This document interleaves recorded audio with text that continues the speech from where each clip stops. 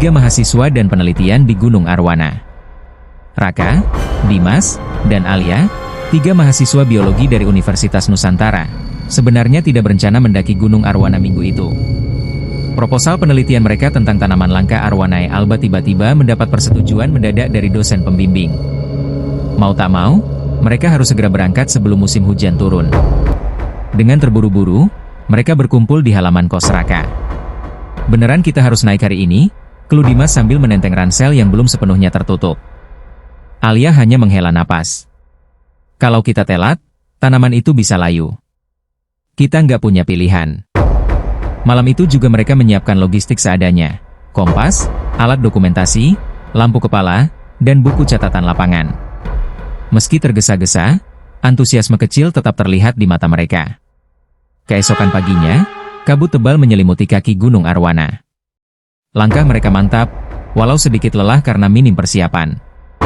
Di sepanjang jalur, mereka menemukan banyak tanaman unik, tetapi tidak ada yang sesuai deskripsi Arwanae alba. Hingga akhirnya, setelah beberapa jam menembus hutan, Alia menghentikan mereka. "Raka, Dimas, lihat ini." Di depan mereka, berdiri sebatang tanaman mungil bercahaya pucat, seolah memantulkan sinar matahari yang tidak ada. Daunnya berkilau kehijauan, dan batangnya lembut seperti kapas. "Ini dia, Arwanae alba," bisik Raka kagum. Namun keheningan gunung mendadak berubah mencekam saat angin berputar kencang di sekitar mereka, seperti ada sesuatu yang menjaga tanaman itu. Daun-daun berjatuhan meski tidak ada pohon besar di atas mereka. Dimas menelan ludah. "Kayaknya penelitian ini bakal lebih sulit dari yang kita kira." Mereka saling menatap, sadar bahwa apapun yang menunggu mereka di puncak gunung ini, perjalanan baru saja dimulai. Setelah menemukan Arwanae alba pertama, rasa penasaran membuat mereka ingin mencari lebih banyak sampel. Raka mencatat lokasi, sementara Alia memotret dari berbagai sudut. Dimas, yang biasanya paling ceroboh, justru yang paling bersemangat. "Kalau kita nemu lebih banyak, penelitian kita bisa dapat nilai A," ujarnya sambil menunjuk jalur kecil di samping batu besar. Jalur itu sempit, tertutup semak, dan tidak ada dalam peta. Tapi karena tanaman langka tadi juga ditemukan di area yang tidak terpetakan, mereka memutuskan mengikuti naluri. Mereka berjalan sekitar 1 jam. Kabut mulai turun, dan sinar matahari meredup meski masih sore. Jalur yang seharusnya menurun tiba-tiba berkelok ke arah yang asing. Tidak ada lagi suara burung, hanya hembusan angin yang dingin dan hening. Raka menghentikan langkah. "Guys, kompas kita muter-muter. Gak stabil." Alia menelan ludah. "Coba cek GPS." Dimas mengangkat ponselnya. Gak ada sinyal, sama sekali. Raka mencoba menenangkan mereka, tapi wajahnya sendiri pucat. "Oke, kita balik ke arah sebelumnya." Mereka berbalik. Namun jalur yang tadi mereka lewati tak ada lagi. Semak yang seharusnya terbuka kini menutup rapat, seolah hutan itu berubah bentuk. Arah yang mereka yakin sebagai jalur pulang kini hanya dinding pepohonan gelap yang berdiri rapat seperti barisan penjaga. "Raka, kok jadi beda?" tanya Alia. Suaranya mulai gemetar. Dimas menendang batu kecil. "Ini gak masuk akal, kita tadi lewat sini." Tiba-tiba terdengar suara seperti sesuatu melintas cepat di antara pepohonan. Suara ranting patah, lalu gemerisik daun dari arah yang tidak bisa mereka tentukan. Alia merapat pada Raka. "Aku nggak suka ini, hutan ini kayak hidup." Raka mencoba menenangkan. "Kita tetap bareng. Jangan panik." Namun semakin lama mereka melangkah, semakin asing medan yang mereka injak. Pohon-pohon mulai tampak berbeda. Langkah kaki Raka, Dimas, dan Alia semakin berat ketika senja mulai tenggelam di balik rimbun hutan Gunung Arwana. Mereka sudah berjalan berjam-jam, menyusuri jalan setapak yang makin sempit. Kabut tipis turun perlahan, membuat pandangan samar. "Kayaknya kita salah jalur," gumam Dimas sambil menyalakan senter kecil. Alia menelan ludah. "Tapi, kenapa di depan kayak ada cahaya?"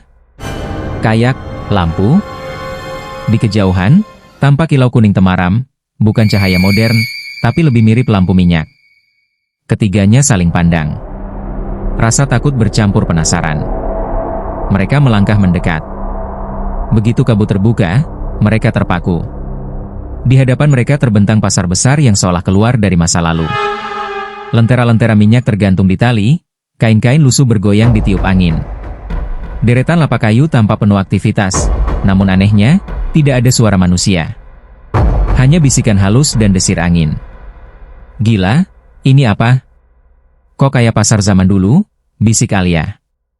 Lapak-lapak menjual barang aneh. Keris berkarat tapi memantulkan cahaya merah. Buah-buahan hitam mengilat. Kain batik yang motifnya bergerak pelan seolah hidup. Boneka jerami dengan mata kosong memandang mereka. Seorang pedagang tua duduk di balik meja kayu. Wajahnya pucat, matanya cekung. Ia tersenyum, senyum yang terlalu lebar. Silakan, pilih apa yang kalian mau, suaranya parau, seperti keluar dari rongga. Raka berbisik, Alia, Dimas, jangan sentuh apapun. Namun semakin mereka berjalan, semakin aneh keadaan pasar itu. Para pembeli berdiri kaku, seperti patung. Sebagian memakai pakaian zaman kolonial. Ada yang membawa keranjang dari anyaman bambu. Ada yang memegang kendi tanah liat pecah. Wajah mereka tertutup bayangan, tidak punya mata. Aku nggak tahan, kita harus pergi dari sini. Dimas mulai panik. Tapi ketika mereka berbalik untuk meninggalkan pasar, jalan setapak tadi sudah hilang. Digantikan deretan lapak baru yang tiba-tiba muncul. Pasar itu berubah mengikuti langkah mereka. Semua mata kosong itu mengarah pada satu titik. Raka, Dimas, dan Alia. Lari! Dimas berteriak. Mereka menembus kabut, tidak tahu kemana, hanya berharap keluar dari mimpi buruk itu. Lentera-lentera pecah saat mereka tabrak. Lapak-lapak kayu roboh. Bisikan-bisikan mengerikan mengikuti dari belakang. Hingga akhirnya, setelah berlari tanpa arah, mereka terjatuh ke tanah berbatu.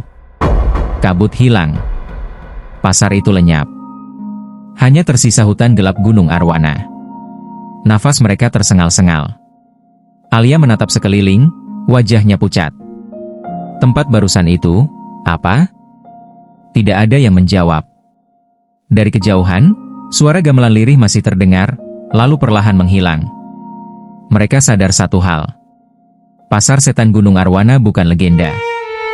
Mereka adalah saksi hidupnya.